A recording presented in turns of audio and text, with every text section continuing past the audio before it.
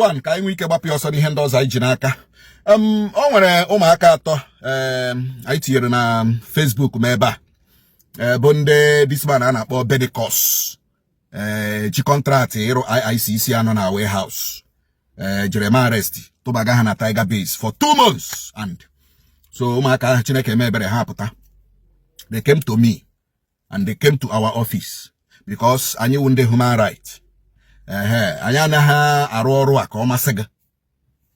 Personally mụ awụ nọ nso nkwa anaghị m arụ ọrụ a m na-arụ ka ọ masị gị ka ọ tọọ gị ụtọ. Amaghị m onye ịwụ, maragodo onye ịwụ. Ọsọ gị nabata ya, ọsọ hụkwanụ gị ihe ị ga-emekwenụ gị eme, nke ọbụla ị chọrọ ime nwunye emewe. So ụmụaka, one of them wụ onye nkwere, I think nkwere ha alala Easter. Ọ sị na ụmụ that man nọ na-achụgharị ya, you know, na ha hụrụ ha ji moto na-achụgharị ya jiri moto blọk ya, mechaa buru ya tụba ya n'ime moto ha na-aba ọkwanya na Nonso Nkwa, that they will deal with Nonso Nkwa. After dealing with him, they will deal with Nonso Nkwa. So ha n'imago ha na-amali elu Ogunna nwoke ji Obi, Chidi Ebube nwoke ji Obi, Chukwuemeka nwoke ji Obi, ihe ụmụ nwoke atọ Bedicos a. And according to the guy, the man who zuchara ham lezus, you know, so he jiri na harass people in the village. So we have to produce boy ko bagi anime moto. Before you know it, the boy amaputa from the moto. So I can play go this voice note, then I can now conclude. Ni hendem choro ikwu maka Bedicos a no more. So all those boys that are meeting about the issue between the man and the ICC. So I love villages now because all the same village guys. Hello, Mister. Yeah, well, look, I'm Saturday. Yeah, today, being Monday. Today Monday, being 21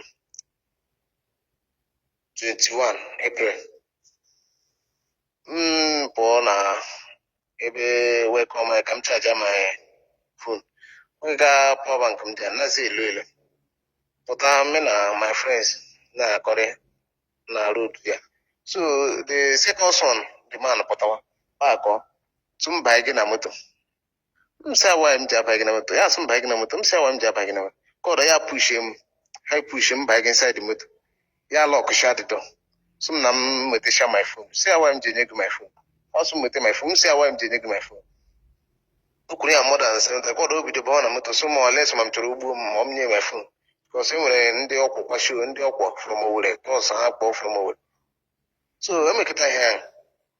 My children may say, Mom speaks, but I'm not through the door, the motor, because all of them to a yard to him on to Lawazi. One man or even one man of the bomb to a drill with one man machine about the man of court. You want to my name, you say, Yaju, because all the same compound, Hannah, machines. Yeah, be the one said, look when they cause there. So more than Allah. I told them to cross some issues or to have of course some issues or don't make it as a main escape. Let us say, but as it comes around charger.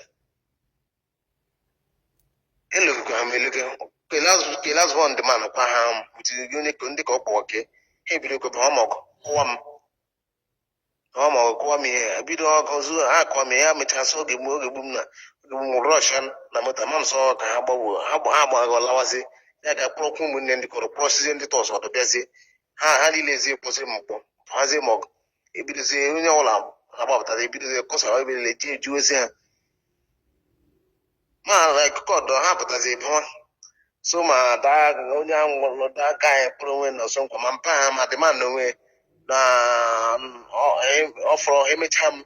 The man or so in an Osum Quaga, Puliato and a prison for 2 months, and I came and bought the small way. More this man, I thought that one, Anna, bakery.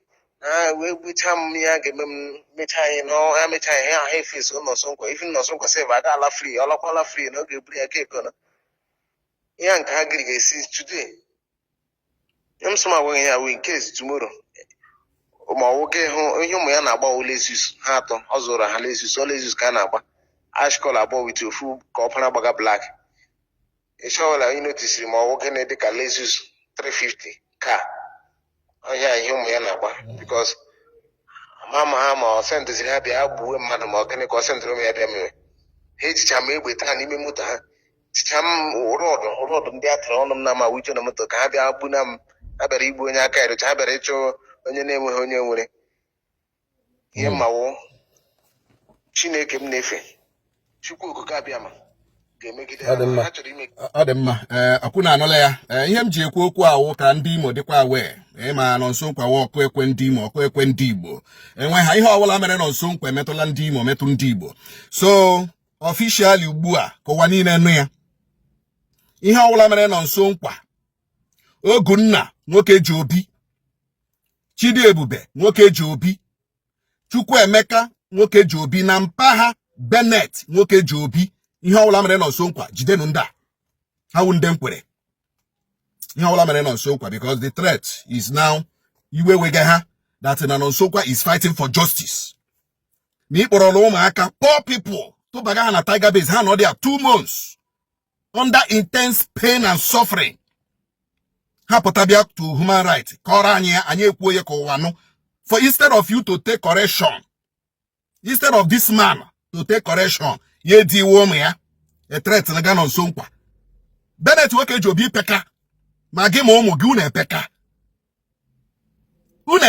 unu dị too small ihe m na-agwa gị eziokwu jụọ na